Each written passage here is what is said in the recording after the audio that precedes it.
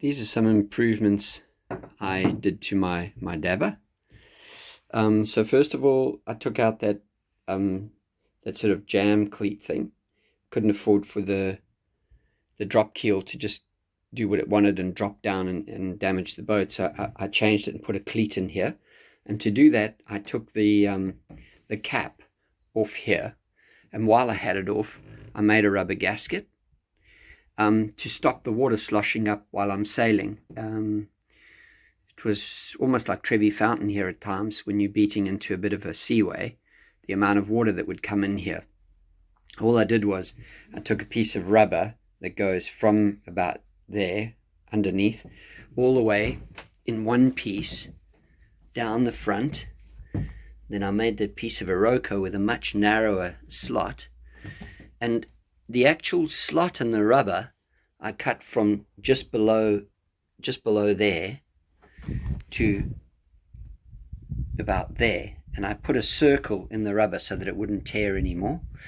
And then when the keel raises and lowers, it just moves in that rubber there. And to make it even better, I made this piece of Iroko here, which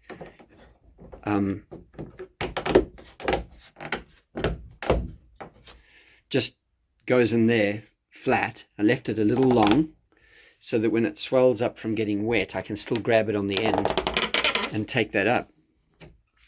And then when I'm sailing and the drop keel is obviously over here in this position, I turn this wood around and I put it right up against the drop keel, and I press it in there, and I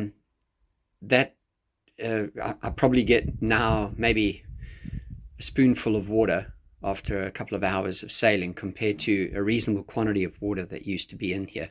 So it's been a huge improvement. Then the next thing I did was I made myself this board, which, as you can see, slides on here. The bolts that are holding this little jam cleat stop it from going forward. I've got a piece of Dyneema tied to that cleat that I hook onto this nut here. And what that does is it's just like, that's all it does. Then what it is that when you have the sheet, I've got these little blocks tied with Dyneema. Instead of having to reach forward when I'm sailing solo, it gets a bit challenging. So the sheets come from there through there to here, and since I'm only using one at a time,